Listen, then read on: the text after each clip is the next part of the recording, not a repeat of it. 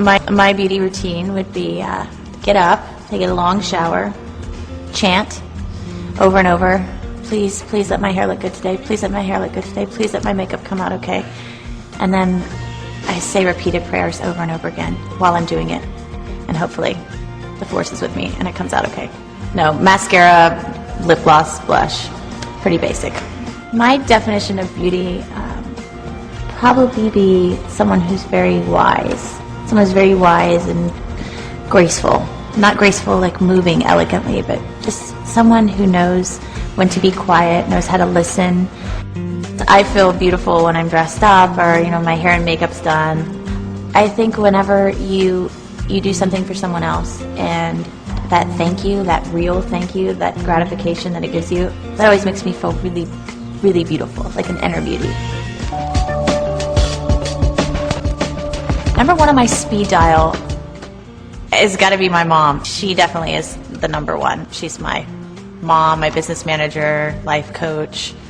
I feel the most confident right after I've spoken on the phone with my mom. Leaving my family was hard, but it was, I knew that I would do that at some point. After college, I was going to start a life of my own, and I was, going to do that, so that part was easy. I've learned to balance my career and my personal relationships because I am away a lot. I worked in North Carolina for a while, and I found when I do come home and I am able to spend time with my friends or family, I make sure that I listen really well. I don't just start telling them everything about what I did, and it's not all about me. I want to hear about you, what's been going on in your life, and I wish I could have been there. I'm going to say my father inspires me the most. He's a very wise man, and he can have a conversation with the most unintelligent person, and he will make you feel like what you just said is the most brilliant thing he's ever heard. It's a quality that I've not seen in too many people.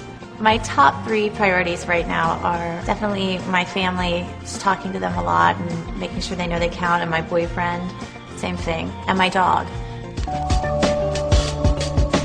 Some of the challenges I face as an actor trying to have a relationship is just distance. People say things about you and they're not true. It's just weird things that you're like, wow, gosh, I just laugh at it. In the next 5 or 10 years, I would love to have a family and have some sort of a steady job, whether it's a television show. Family's really important to me, so ideally it would be a sitcom. That it would end at 5, and then I would sit in traffic for 2 hours because I live in LA, then go home to my family. I think that would be great. I definitely think the biggest challenge I've had so far would be just learning to be able to be alone. And that's something I think a lot of 20-somethings go through. You don't always need a boyfriend, and you don't always need 20 girls surrounding you telling you you're great. I've actually learned to be alone, to sit home by myself and read a book or cook myself dinner and just talk to myself. It's very helpful. It really helps you to be complete as a person. Advice I'd give to 20-somethings is not everything is that big of a deal. That's like the biggest thing I've learned as I've gotten older. It's like things I thought at 22 were so important. It's like, oh, this is going to kill me. I'll never be the same if I don't get through this. You get through it. You learn from it. And when you're 28 or 29 like me, you're just going to laugh. You'll be like, that was the silliest thing. Why was I even worried about that? I am most proud of, I'd have to say, One Tree Hill, because it gave me tons of fans and lots of really good friends.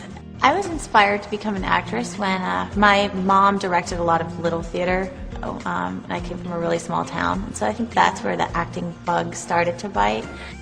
The best part about being a 20-something is being able to make mistakes and learn from them and just keep going. Some of the challenges I face as a 20-something would definitely be trying to be a good role model. If I had more time, I would learn to speak French. I think all 20-somethings should. Buy yourself a really ridiculous gift. Going back to learning to be alone, learning to love yourself, because after your 20s, when you turn 30, you really, to me, you don't have to have yourself completely figured out, but if you want to find the right person, you have to know yourself. I couldn't imagine doing some of the things I read about. I'm like, wow. I really respect myself. I think if you respect yourself, you're not going to put yourself in a situation because you'll have that little voice inside going, you're worth something.